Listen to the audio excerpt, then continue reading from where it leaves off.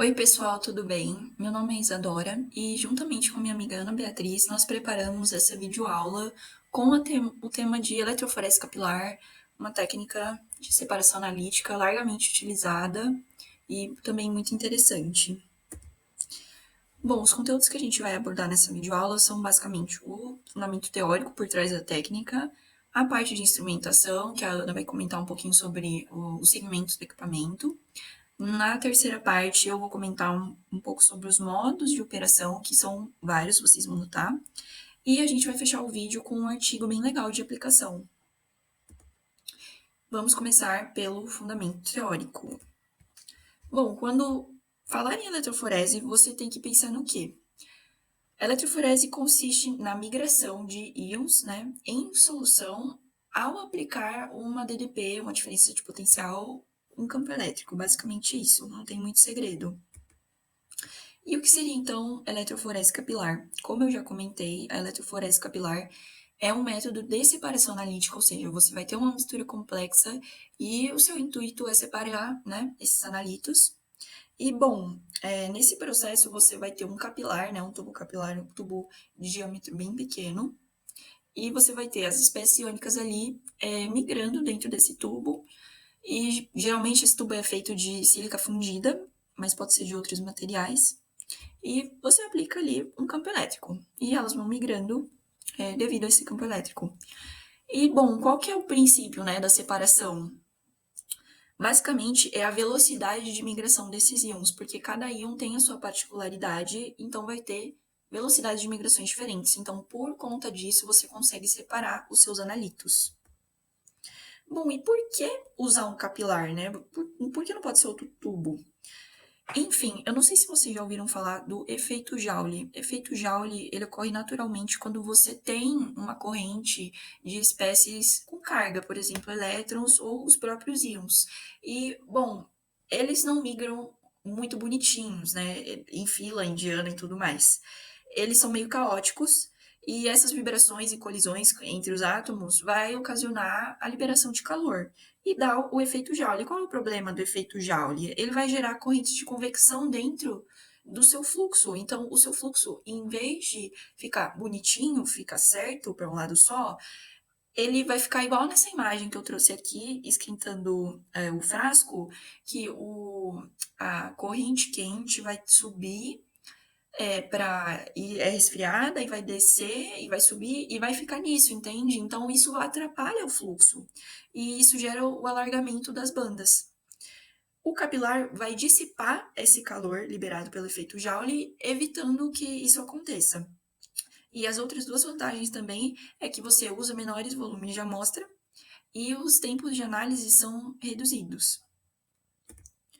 Eu vou comentar agora de alguns princípios teóricos, algumas fórmulas meio doidas, mas vai dar tudo certo, vocês vão ver. Não é tão difícil assim, que eles vão explicar como que acontece essa migração e tudo mais. Primeiro, vamos começar, né, pelo próprio princípio de separação, que seria a velocidade de migração.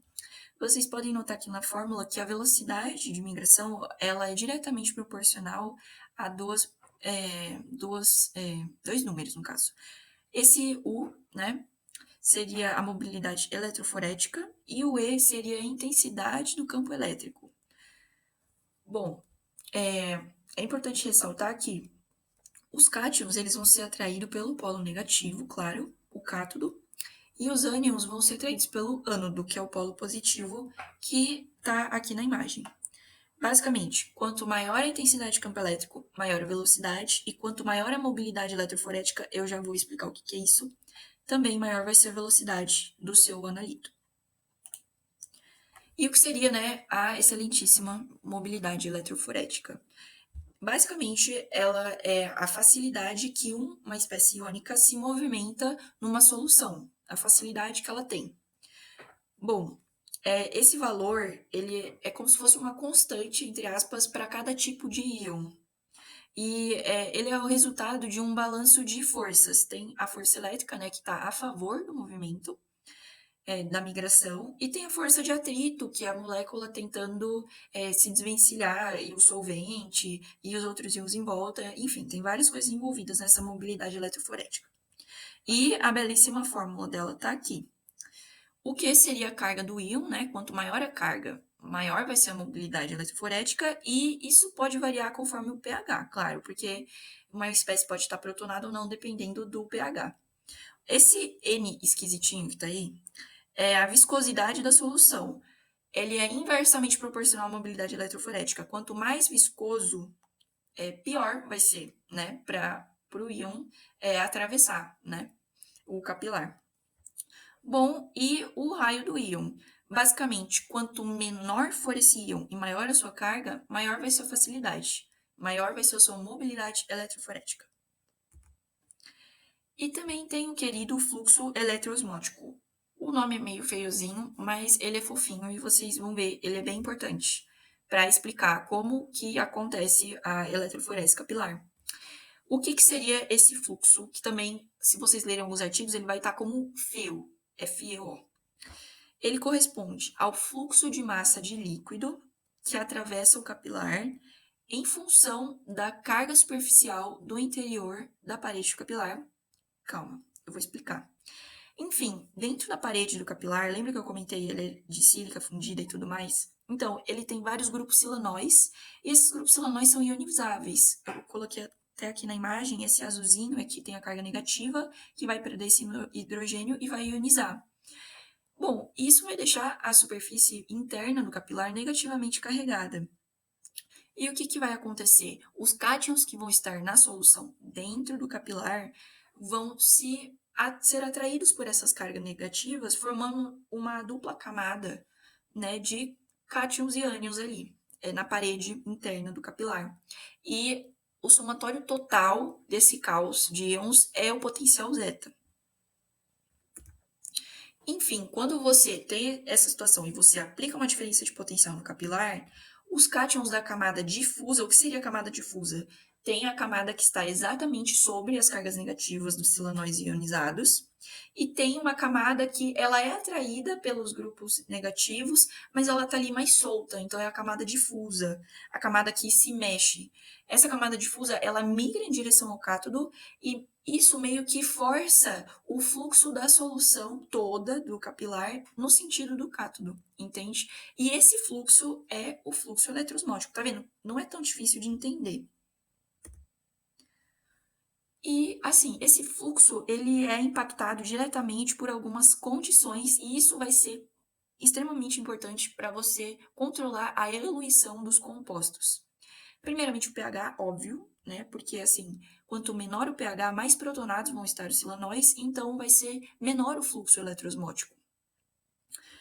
Bom, a concentração também, quanto maior a concentração, maior vai ser a força iônica ali do meio, e isso torna a dupla camada mais compacta, entende?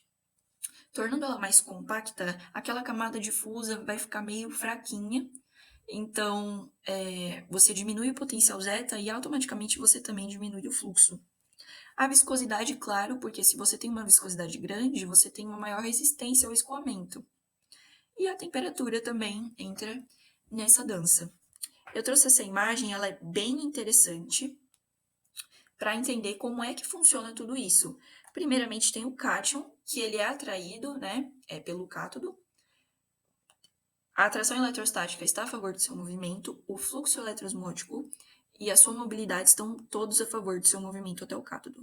Aí, a espécie roxinha é a neutra, não vai ter atração eletrostática, claro, né? Mas você vai ter a questão do fluxo eletroosmótico, vai estar a favor, e a sua mobilidade também mais lentinho.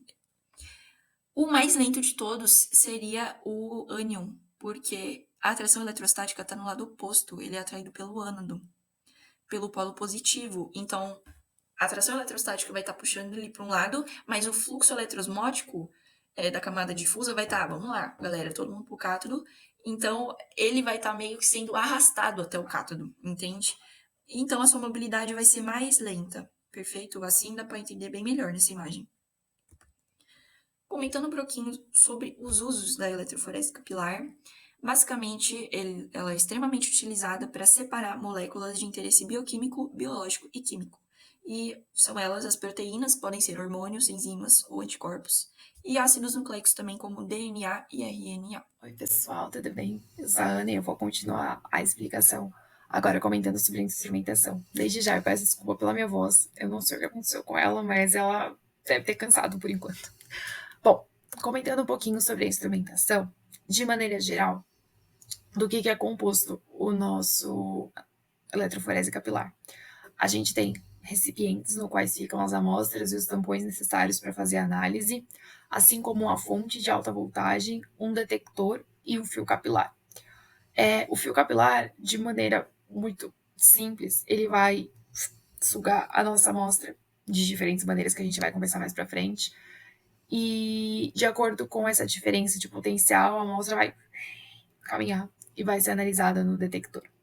Bom, alguns aspectos importantes. Os principais capilares que a gente utiliza são os capilares de sílica fundida. Eles são um pouco mais frágeis, mas eles são os mais utilizados, o melhor custo-benefício. Vale ressaltar que a nossa análise também precisa utilizar tampões, para que a análise seja feita, além de manter o pH desse meio estável.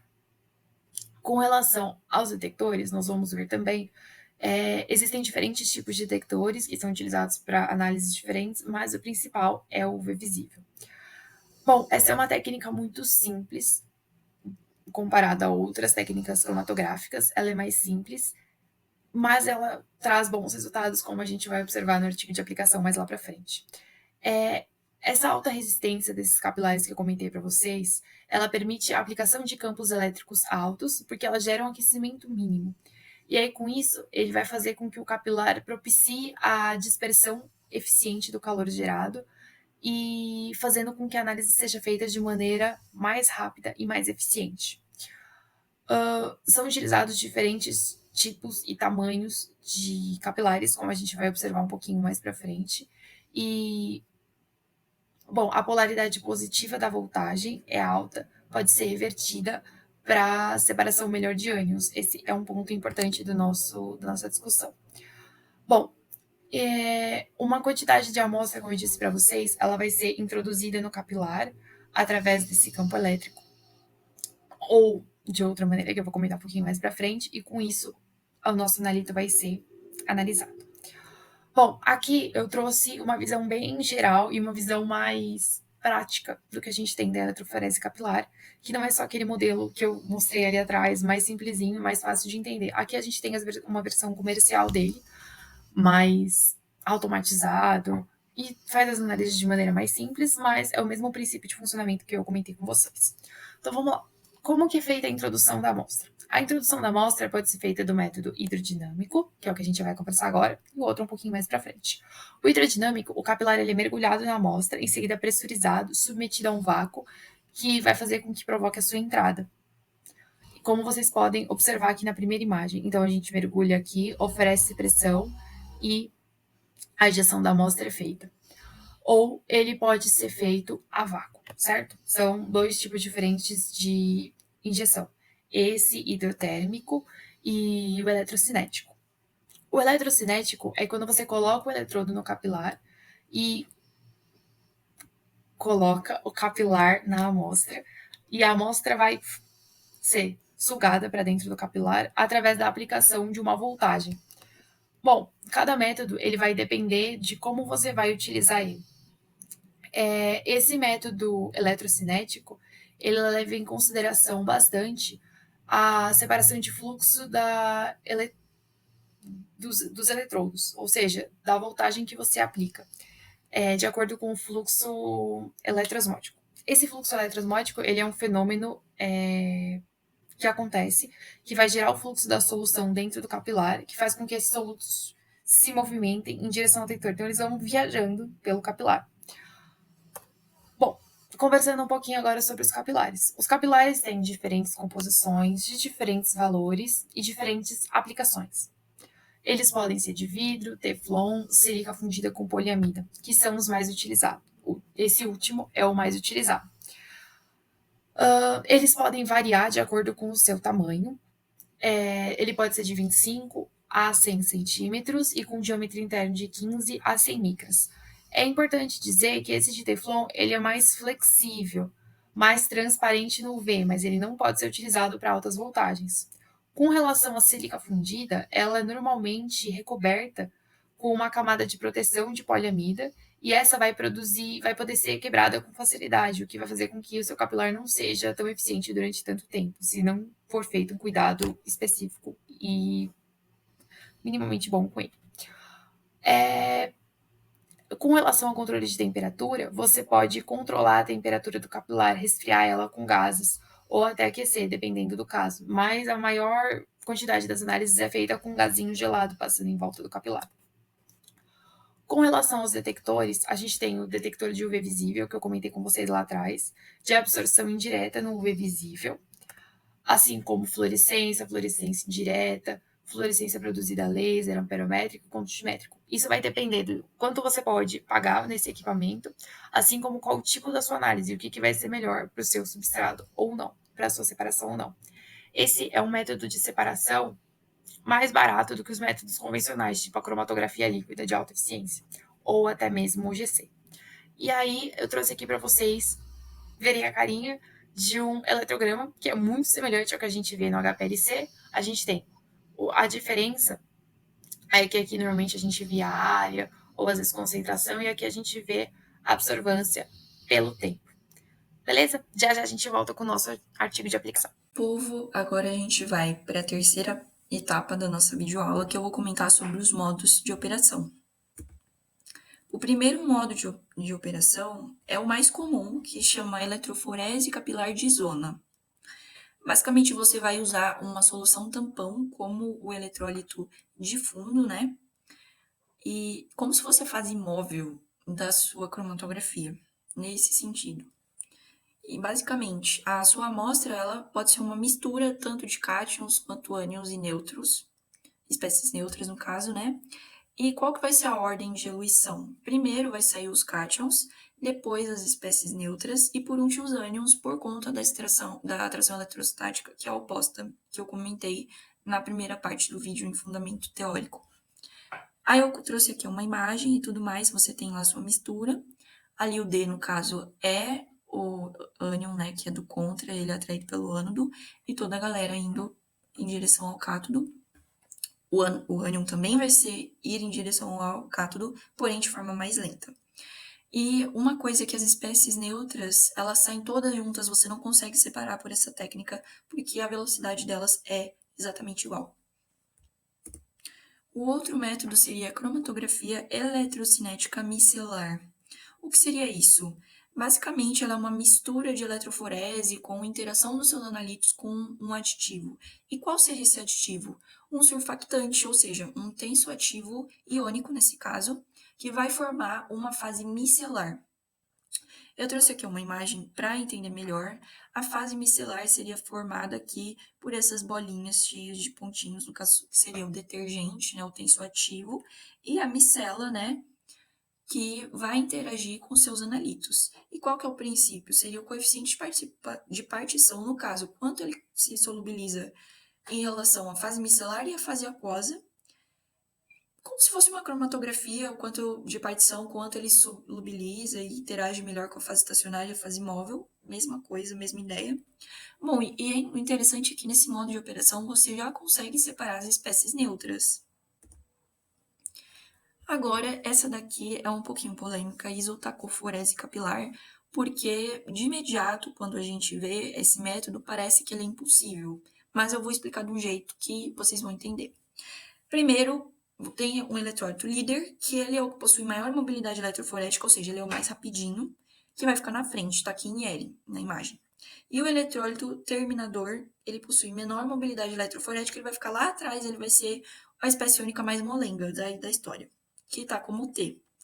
Enfim, o que acontece? Na primeira fase, ali na imagem, no item A, você tem a sua mistura de analitos, e à medida que vai passando o fluxo, esses analitos vão se separando em fases, né? No B você tem ali uma fase intermediária e no C você já tem uma fase contendo apenas um tipo de íon.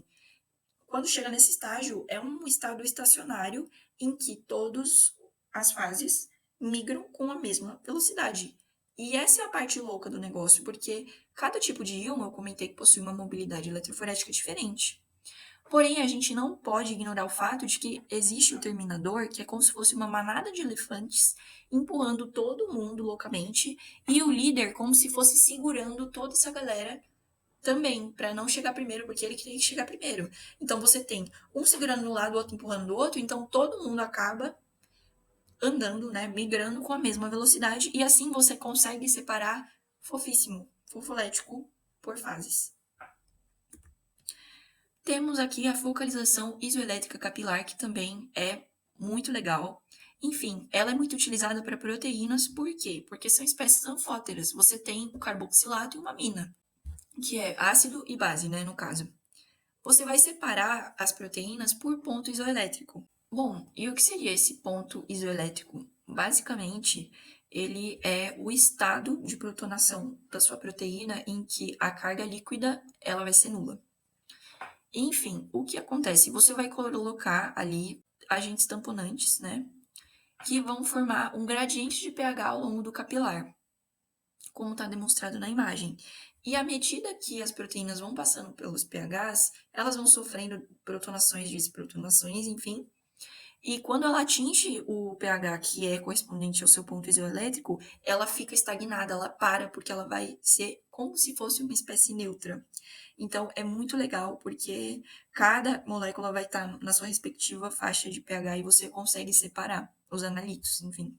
Temos também a eletroforese capilar em gel, também é muito utilizada tanto para DNA quanto para proteína.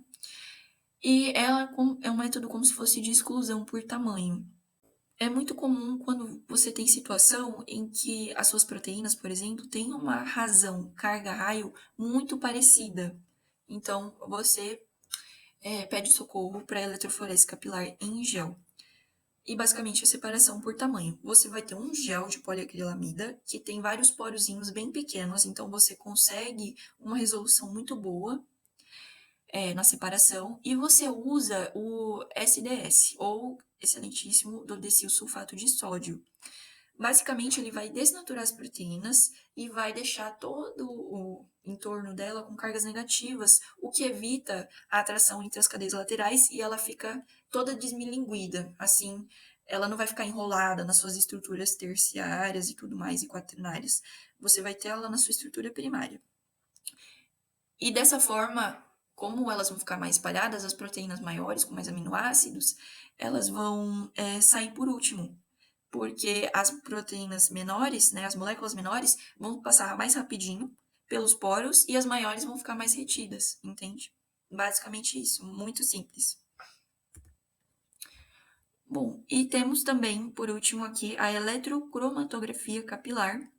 Basicamente, é uma mistureba doida entre a cromatografia líquida de alta eficiência, HPLC, e a eletroforese capilar, e isso é muito legal porque você vai juntar as vantagens dos dois métodos. A fase estacionária seria a sílica, funcionalizada com grupos hidrofóbicos, a querida C18, tão famosa, e a fase móvel você vai usar soluções tampão. Basicamente, o transporte da fase móvel ele vai ocorrer pelo fluxo eletroosmótico assim que a voltagem é aplicada. E é basicamente isso, pessoal. Nós voltamos para conversar sobre o nosso artigo de aplicação. O artigo que eu escolhi foi esse aqui, que a gente vai fazer uma comparação entre a eletroforese capilar e a cromatografia líquida de alta eficiência, HPLC, com relação à sua performance na hora de analisar a quantidade de cafeína que tem em cafés descafeinados. Então, bom, primeiramente, vocês sabem da minha paixão pelo HPLC, então eu achei que esse artigo casava super sobre o que a gente está conversando. Bom, conversando um pouquinho sobre o artigo, o café descafeinado ele é responsável por 10% das vendas mundiais. O tempo de meia-vida dessa substância, a cafeína, dentro do nosso corpo varia de corpo para corpo. Inclusive, uma curiosidade, o tempo de meia-vida da cafeína no corpo feminino é menor do que no corpo masculino. Então, ela varia de 3 a 7 horas. E por que existe o café descafeinado? Da onde começou isso? Da sensibilidade à cafeína que muitas pessoas têm.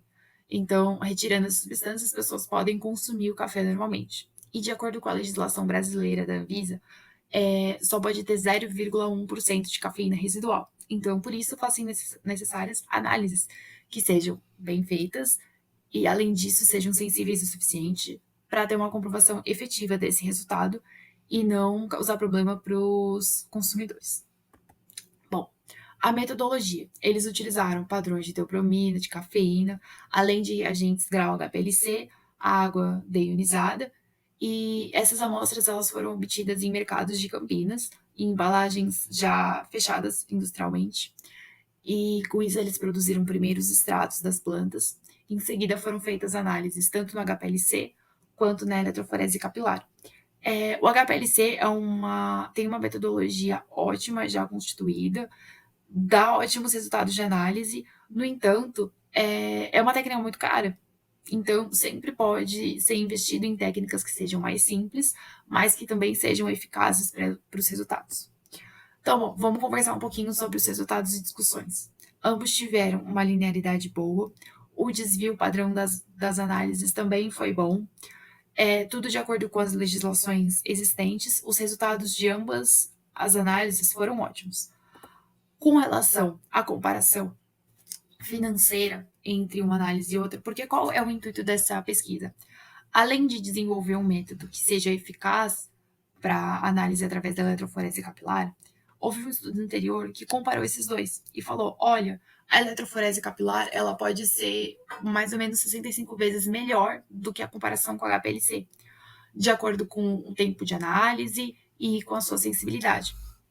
No entanto, nenhum deles fez uma comparação de custo entre uma e outra. E esse artigo ele se encaixa exatamente nesse meio, comprovar o que o outro artigo falou, além de acrescentar o fato de que a análise de eletroforese capilar é mais barata do que a HPLC ou não. É essa comparação que a gente vai ver agora. O tempo de análise foi bem menor, de 14 horas foi para 11 horas e 2 minutos. O valor também foi bem menor. Do HPLC daria 3,81. No caso do IC, daria 0,05 centavos. Então, assim, é muita diferença de preço. Outro ponto importante é que as análises de HPLC, como eu falei para vocês, elas utilizam reagentes diferentes, muito mais caros, muito mais elaborados e que precisam de um processo de tratamento muito grande também, tal como metanol, acetonitrila, clorofórmio, dentre outros reagentes. Bom, no caso, o clorofórmio não é utilizado na análise do HPLC, e sim para fabricar o extrato. Então, até a fabricação do extrato, ambas as análises seguem o mesmo percurso. A discussão com relação aos resíduos, ela surge a partir das análises. Então, só retomando.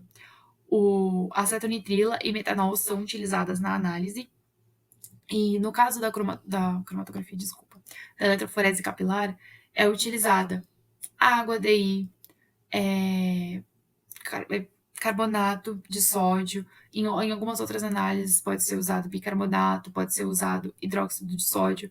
Então, são reagentes que eles podem ser descartados de maneira mais tranquila e menos poluente para o meio ambiente do que no caso dos reagentes utilizados para a cromatografia líquida de alta eficiência. Então, os resíduos, eles têm uma neutralização e podem ser descartados de maneira mais simples do que os do HPLC, o que também traz benefícios para o meio ambiente. Afinal, a gente tem vários pontos. O primeiro, a análise é mais rápida, mais barata e ela produz resíduos que são mais tranquilos do que no caso do HPLC. Bom, eu acho, não trocou o slide. Agora trocou.